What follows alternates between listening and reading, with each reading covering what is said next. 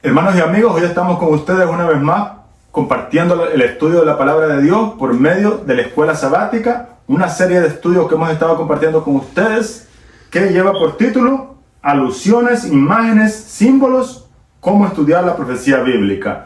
Estos estudios están basados 100% en la Palabra de Dios, así que recuerden, nada es fuera de que no sea de la Palabra de Dios, y hoy estaremos compartiendo con ustedes la lección o la serie número 7 que lleva por título Fundamentos de la profecía bíblica.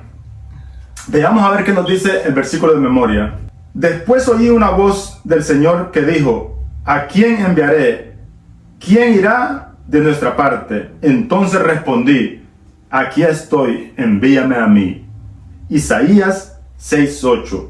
Este es un versículo que todos nosotros que estamos practicando los principios cristianos conocemos, donde Isaías entra en una visión a la profundidad del trono de Dios en el cielo y ve ahí un sinnúmero de acontecimientos, y después de que el querubín lo toca, esta es la respuesta de Isaías, que dice: aquí estoy, envíame a mí. Ojalá que esa sea la respuesta de cada uno de nosotros que somos conocedores de la palabra de Dios. Querido hermano y querido amigo, el llamado es para cada uno de nosotros, los seres humanos, a compartir el amor y el evangelio o las buenas noticias de salvación. Pasemos a ver qué nos dice la nota en el día sábado. El derecho de Dios a gobernar el universo se basa en su posición como creador de todas las cosas y también en su carácter. Al descubrir el carácter justo de Dios, comenzamos a entender cómo y por qué los seres humanos pecadores carecemos de su gloria. Es la única forma que podemos entender por qué nosotros carecemos de su gloria, cuando podemos entender el carácter de Dios, un Dios de amor, un Dios de misericordia, y un Dios que, de acuerdo al estudio de la palabra de Dios, nosotros comprendemos que es un Dios que murió por nosotros, entregándose Él mismo para salvarlos después de la tragedia de la caída del ser humano. Esta semana nos adentraremos más en la visión de la sala del trono y consideraremos cómo se relaciona la humanidad con un Dios santo. Dios planea restaurarnos no solo como individuos, sino también como la humanidad, al mundo completo, para que volvamos a revelar su gloria al resto de la creación.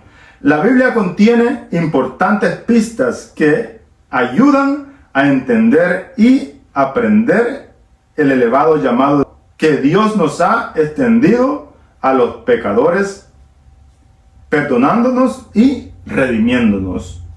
La rebelión humana llegará para siempre a su fin. Y más que eso, el carácter amoroso y abnegado de Dios brillará incluso con mayor intensidad que en su diseño original para la humanidad. Aunque Dios nunca quiso que la humanidad cayera, a través de la cruz ha revelado su amor de una manera extraordinaria. Pasemos a ver qué nos dice el día domingo. El día domingo lleva por título: aquí estoy, envíame a mí, haciéndole ilusión al versículo de memoria. La primera nota del domingo nos da una historia donde algunas personas reunidas en adoración a Dios compran un sótano y lo remodelan para confraternizar entre ellos mismos y para compartir el amor de Dios. Y lo primero que hacen es ponerle luces nuevas.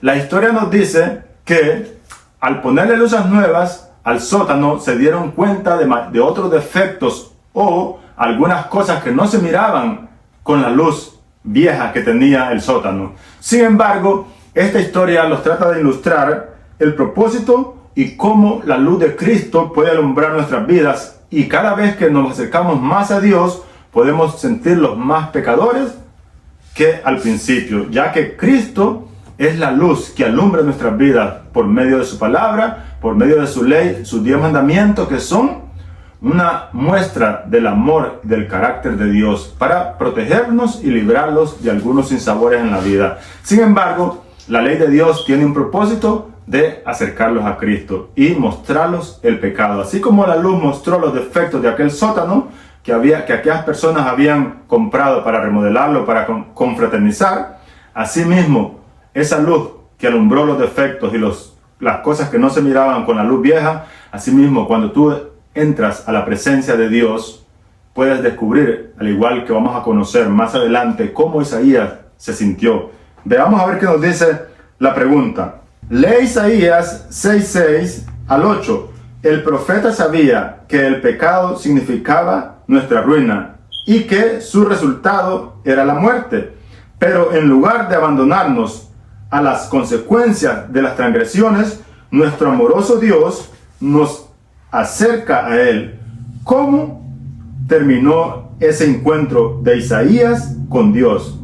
El libro de Isaías nos cuenta la historia donde Isaías entra al trono de Dios por medio de una visión, y él puede ver cómo serafines vuelan delante de Dios, cubriéndose el rostro con 2 alas, y con 2 alas los pies, y con las otras 2 volaban. Sin embargo, lo más importante lo encontramos en el versículo 6 y 8, que la lección nos manda a leer, y dice: y voló hacia mí uno de los serafines, teniendo en su mano un carbón encendido tomado del altar con unas tenazas, y tocando con él sobre mí mi boca, dijo: he aquí, esto tocó tus labios, y es quitada tu culpa, y limpio tu pecado. Después oí la voz del Señor que decía: ¿a quién enviaré? ¿A quién? ¿Y quién irá por nosotros? Entonces respondí: yo, heme aquí, envíame a mí, que es el título del día domingo. Un serafín toca los labios del profeta Isaías, y hasta ese momento el libro de Isaías nos cuenta en el versículo 5 que Isaías se sentía inmundo e impuro para estar delante de la presencia del Señor. Pero cuando el querubín vuela hacia el altar y toma un carbón encendido con unas tenazas y lo pone sobre sus labios, Isaías se siente libre de pecado y libre de culpa. Y el querubín le confirma: he aquí que tu culpa ha sido quitada y limpio tu pecado. Así que ese es el propósito de Dios, limpiarnos y quitar nuestra culpa. Así que por ningún momento, querido hermano y querido amigo, tú te sientas culpable por alguna razón, aunque sí, Isaías reconoció que él era pecador y que vivía en un mundo de personas de labios inmundos. Sin embargo, Cristo vino y murió por nosotros aún siendo pecadores, y podemos ser tocados con ese carbón encendido que es Cristo Jesús. Cuando nosotros somos tocados con ese carbón principal, no con el carbón que tocó a Isaías, el querubín, sino con el carbón que es Cristo Jesús, la luz mayor, podemos ser limpios de nuestros pecados y nuestra culpa es quitada, ya que en la lección pasada aprendimos de que esos sacrificios tenían un propósito y un simbolismo de presentarlos a nosotros el Evangelio y la promesa de salvación cuando Cristo murió en la cruz. Sus pecados habían sido perdonados y ahora se le consideraba apto de estar en la presencia de Dios. Pero además se le había encomendado que presentara a Dios ante el mundo. Sin embargo, la última parte nos dice: Jesús vino como la representación perfecta de la gloria de Dios Padre. Y Dios envió a un profeta, un pecador, a realizar una tarea similar a la de uno de los serafines del cielo. Vemos aquí que Cristo vino con ese propósito a representar o a darnos a conocer el verdadero carácter de Dios, aunque nosotros pudiéramos conocer la gloria de Dios Padre. Ese fue el propósito de Cristo. Sin embargo, en esa misma visión nosotros vemos en los días de Isaías que Isaías fue tocado por aquel querubín que tocó los labios con aquel carbón encendido y fue quitada su culpa. Ese carbón encendido representaba a Cristo. Ese mismo carbón encendido es Cristo Jesús, que puede tocar tus labios y quitar tu pecado y también quitar tu culpa. Veamos qué nos dice la última parte. Solo cuando Isaías supo que su pecado había sido limpiado, dijo: aquí estoy, envíame a mí. ¿Cómo puede cada uno de nosotros, tras ser expiados nuestros pecados por la sangre de Jesús, responder como Isaías: aquí estoy, envíame a mí? Así que ojalá, querido hermano, que esa sea nuestra respuesta al amor de Dios y al conocer y comprender que ese Dios de amor, ese Dios maravilloso, lo entregó todo para salvación de nosotros y nos redimió. Así que ese mismo sea el responder de nosotros, como Isaías: aquí estoy, Señor, envíame a mí. Veamos a ver qué nos dice el día lunes, que lleva por título Los dos querubines. Tan pronto como nuestros primeros padres fueron expulsados del Edén, Dios ofreció la esperanza de un Mesías. Eso lo encontramos en Génesis 3:15. Estableció entonces un poderoso símbolo a las puertas del Edén: dos querubines con una destellante luz entre ellos. No debe perderse de vista el hecho de que esta escena se asemeja al arca del pacto, símbolo del trono de Dios. La pregunta nos dice, lee Génesis 3, 22 al 24. ¿Qué tarea se encomendó a los querubines y por qué? En esa parte de Génesis nosotros encontramos que Dios establece y pone dos querubines en la entrada, una espada que rodeaba constantemente el acceso al árbol de la vida. Así que el propósito de los querubines era detener o impedir el acceso al árbol de la vida, ya que la raza humana había caído y no era bueno que viviera para siempre en una situación tan degradable como en la que nos encontramos en este momento. Veamos qué nos dice la nota. Si bien es cierto que los querubines tenían la responsabilidad de impedir que los pecadores accedieran al árbol de la vida, Génesis 3:22 también era un símbolo de esperanza, de la promesa de que un día los seres humanos volverían al paraíso. El huerto del Edén permaneció en la tierra mucho tiempo después de que el hombre fuera expulsado de sus agradables senderos. Durante mucho tiempo después se le permitió a la raza caída contemplar de lejos el hogar de la inocencia, cuya entrada estaba vedada por los vigilantes ángeles. En la puerta del paraíso, custodiada por querubines, se revelaba la gloria divina. Allí iba Adán y sus hijos a adorar a Dios. Allí renovaban sus votos de obediencia a aquella ley cuya transgresión los había arrojado del Edén. Dice la última parte, esto puede ayudarnos a entender la escena de la sala del trono y nuestro papel como pecadores, perdonados en relación con nuestro Hacedor. Así que, queridos hermanos, esta escena de la caída del hombre y de cómo estaba guardada o vigilada las puertas del Edén por dos querubines, impidiendo la entrada a tener acceso al árbol de la vida, esto puede ayudarlos a poder entender la escena de la sala del trono y nuestro papel como pecadores, perdonados en relación con nuestro Hacedor. Así que eso es lo que nos dice, que nos cuenta la historia de la caída y por qué razón estaban los querubines en la puerta del Edén. ¿Cuál era el propósito? El propósito era cubrir y no permitir que la raza humana caída entrara y tuviera acceso al árbol de la vida, ya que habían cometido el error de aceptar la propuesta que les dio Satanás y habían cometido pecado y estaban fuera del Edén. Así que no podían, porque ya ustedes se imaginaban el ser humano caído viviendo para siempre. Hubiera sido algo doloroso. Veamos a ver qué nos dice el día martes, que lleva por título Como carbones encendidos. La primera nota nos dice, los querubines, ya sea como seres vivientes en Ezequiel 10 o como símbolos hechos de oro en Éxodos 25, aparecen a lo largo de todo el Antiguo Testamento. A menudo se los representa junto al trono de Dios, desde donde la gloria de Él se irradia al universo. Los querubines también están bordados en la cortina que está delante del lugar santísimo. En el libro de Salmos, el poder supremo de Dios sobre la creación es representado poéticamente mediante la imagen de querubines que transportan al Dios en el aire. Dios ordenó que el arca del pacto estuviera coronada por 2 querubines de oro macizo, con sus alas extendidas hacia adelante y uno frente al otro. Eso lo encontramos en Éxodo 25, 18 y 20. La pregunta nos dice, lee Ezequiel capítulo 1, versículo 4 al 14.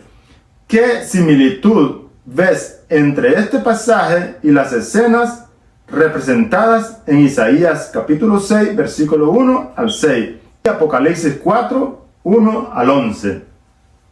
¿Qué similitud vemos en estos pasajes? Si nosotros vamos al libro de Ezequiel, vamos a poder ver que en la visión aparecen estos profetas delante del trono de Dios. Esa es la primera similitud. La otra similitud que nosotros encontramos, que aparecen seres vivientes, que más adelante, en el capítulo 10 en Ezequiel, se le llaman querubines, pero aquí aparecen como seres vivientes.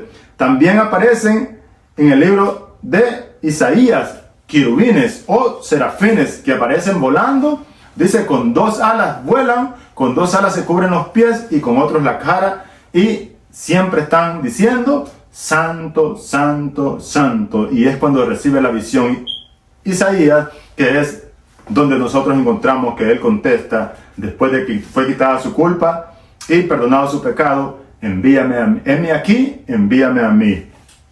Así que también en Apocalipsis nosotros encontramos que también en esa misma visión aparecen 4 seres vivientes con diferentes aspectos. Las 3 escenas son delante del trono de Dios y aparecen serafines y seres vivientes con diferentes aspectos, como cara de león, cara de águila y cara de becerro o de buey y cara de hombre. Aparecen estos 4 seres vivientes que tienen diferentes aspectos, como lo mencionamos, representados por símbolos, o así lo presenta el Apocalipsis, ¿sí? Con un sinnúmero de cualidades que representan el poder y el gobierno de Dios, como que tienen 7 ojos, como que tienen 4 caras, los 4 tienen las 4 caras de águila, de becerro, de león, y también tienen cara de hombre. Tienen las 4 caras. En Ezequiel aparecen con las 4 caras cada uno de ellos. Las misteriosas criaturas de 4 caras no son nombradas específicamente en la descripción inicial de Ezequiel, pero más tarde, en otra escena de la sala del trono de Ezequiel 10, se les llama querubines.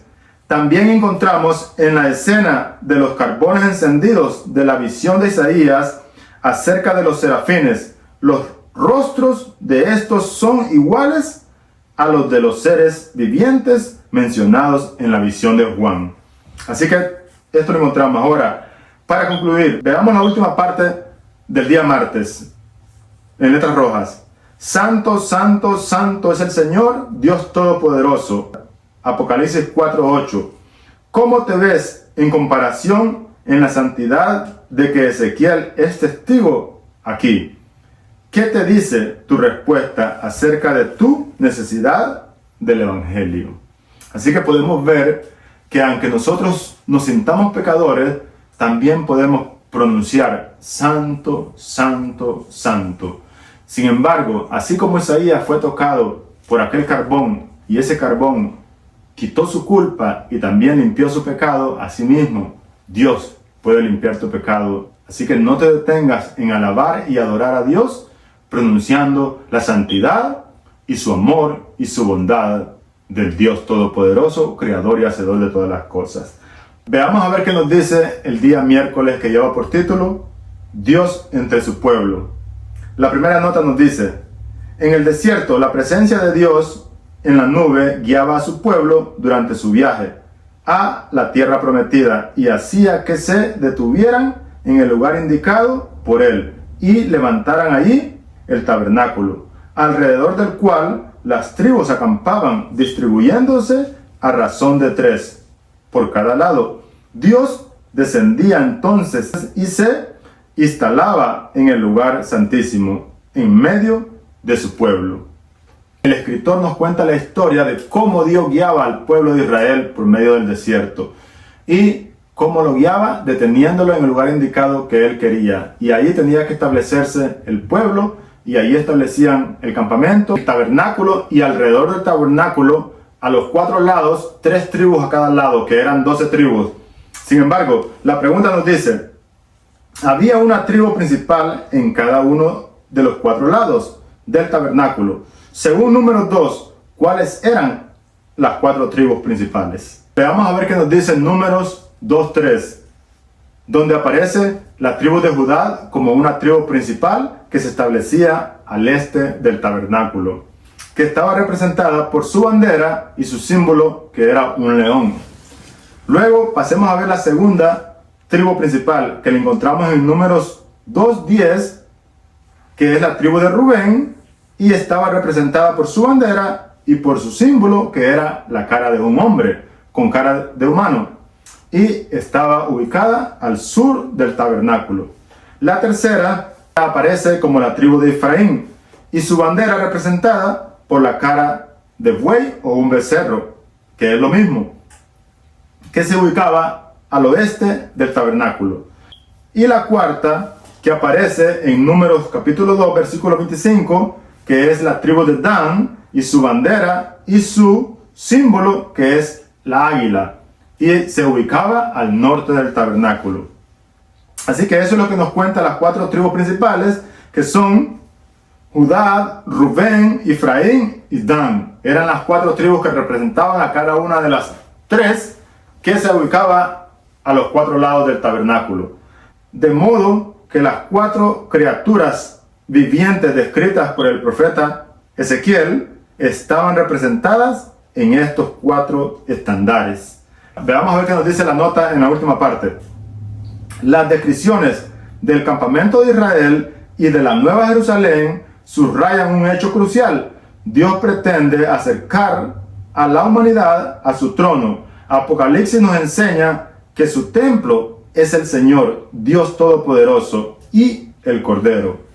Así que eso lo encontramos en Apocalipsis 21-22, donde Dios expresa que en la Nueva Jerusalén, así como en Israel, estaban el tabernáculo en medio de las tribus, o en medio de todo Israel, ahí descendía la presencia de Dios en el lugar santísimo del tabernáculo. Asimismo, dice que en la Nueva Jerusalén, dice Apocalipsis que en la Nueva Jerusalén, Dios mismo será el templo. No habrá templo porque Dios mismo será el templo. Ese Dios todopoderoso, ese Dios de amor, será nuestro templo. Y ahí adoraremos con Él, ya que esa es la figura de la ubicación del santuario y las tribus alrededor del santuario.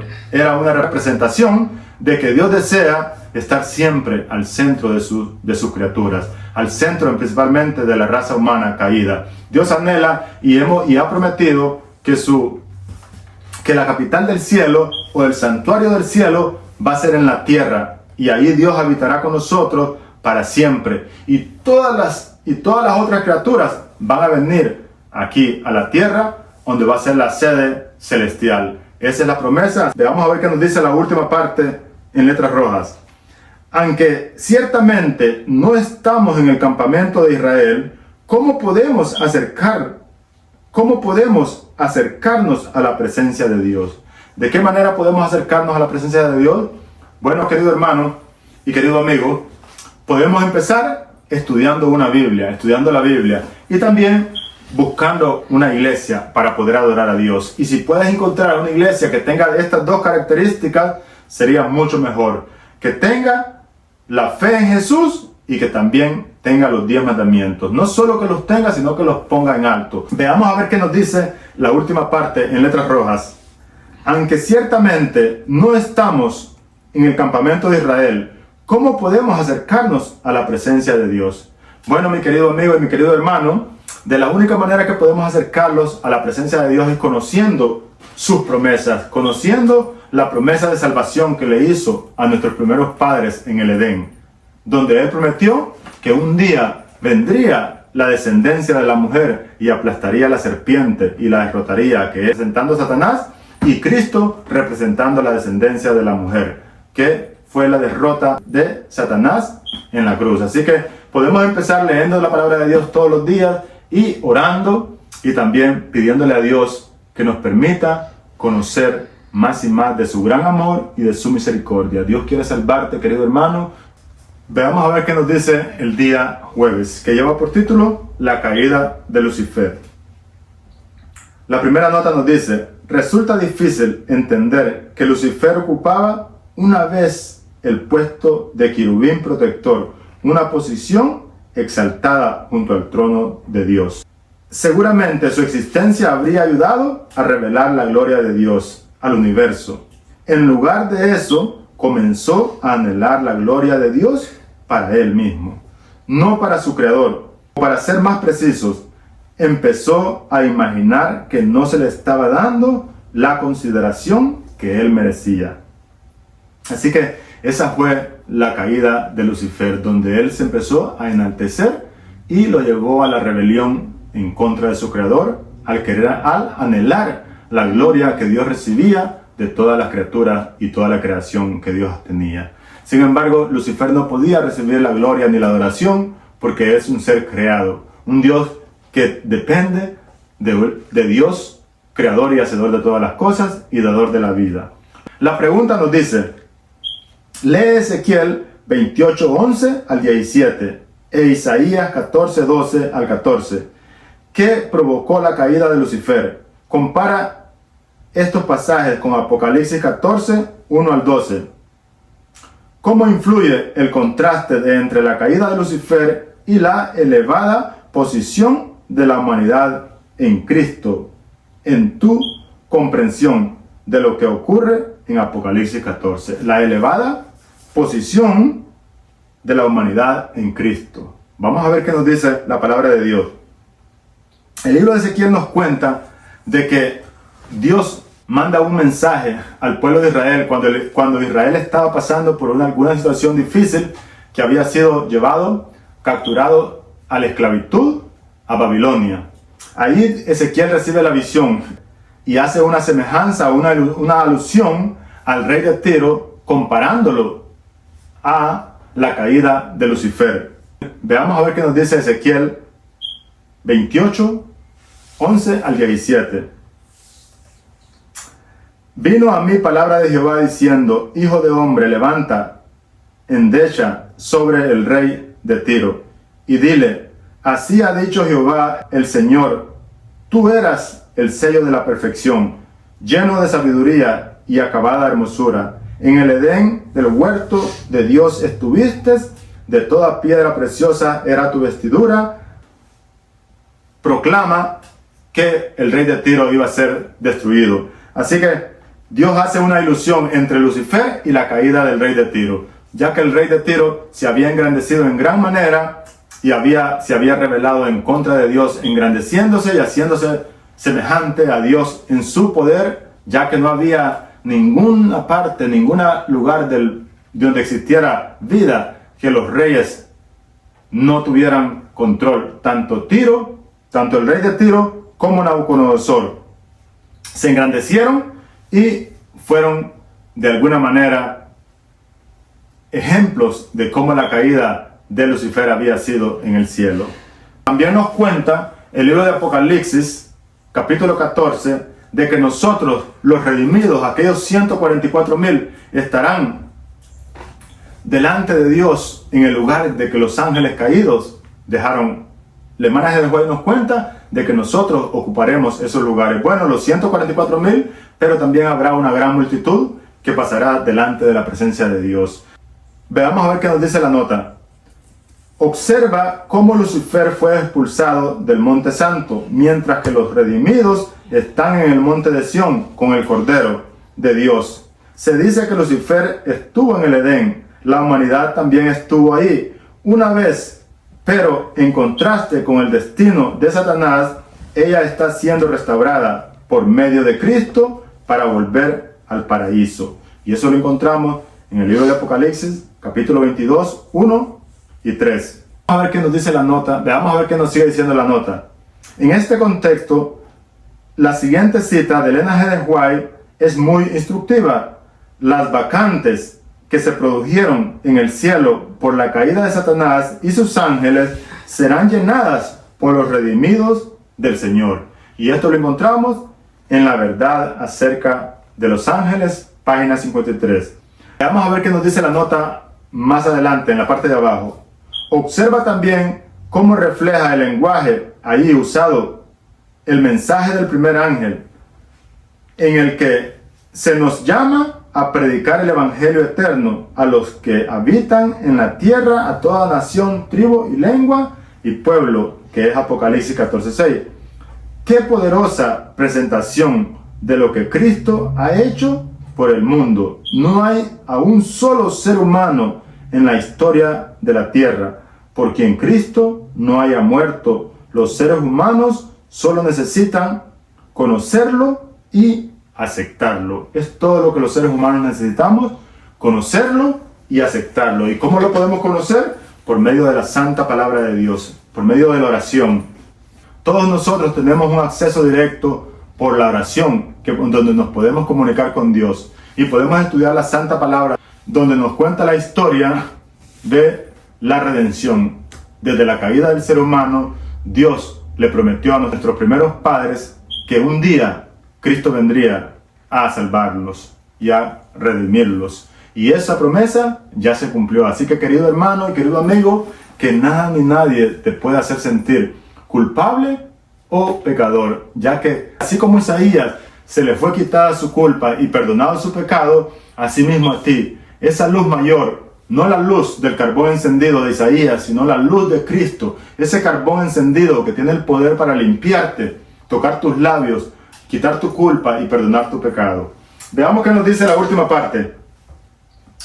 ¿Cuál es nuestro papel como iglesia y como individuos en la tarea de dar a conocer a las personas lo que Cristo ha hecho por ellas? Bueno, querido hermano, tenemos una gran misión nosotros como iglesia de buscar a aquellas personas que de alguna manera no conocen las promesas o la promesa de la salvación, no conocen las buenas nuevas. Tenemos un privilegio que se nos ha encomendado a cada uno de aquellos que nos llamamos cristianos o que de alguna manera Dios nos ha elegido, así como Isaías fue elegido. Pero sin embargo, querido hermano, si tú mismo todavía no has sido tocado o no hemos sido tocados por el carbón encendido, así como Isaías, déjame decirte que ahora tenemos un carbón encendido mayor que el que tocó a Isaías, Cristo Jesús. Cristo Jesús puede quitar tu culpa y perdonar tu pecado. Y así mismo, como Isaías respondió, envíame a mí, así mismo tú puedes enviar, envíame a mí. Así que tenemos una misión que debemos cumplir, que es predicar el evangelio conforme al mensaje del primer ángel que dice: a toda nación, tribu y lengua, el evangelio eterno dado a nuestros primeros padres en el Edén, antes de que fueran expulsados. Vamos a ver qué nos dice el día viernes, que lleva por título Para estudiar y meditar. La última parte, preguntas para dialogar. Imagina lo que significaría estar ante Dios con cada error cometido, cada defecto de carácter, cada acto indebido, cada pensamiento incorrecto, cada motivo inaceptable totalmente expuesto ante Él. ¿Qué merecerías justa y legítimamente? ¿Cuál es entonces tu única esperanza? ¿Por qué necesitamos desesperadamente la justicia de Dios? Por medio de Jesucristo, por fe, por la fe, para todos los que creen en Él, de acuerdo al libro de Romanos 3:22. Cubriéndonos ahora y especialmente en el juicio, cuando más la necesitamos. O lo podemos imaginar nosotros estar delante de Dios sin merecerlo, sin tener ningún derecho, pero por aquella fe, por aquella sangre que fue derramada en lugar de nosotros en la cruz del Calvario, y nosotros estar delante del trono de Dios. Piensa que solamente sería por la fe en Cristo Jesús. Así que Dios nos ayude a poder aceptar ese regalo, ese mensaje, esas buenas noticias que nos da el Evangelio de Dios.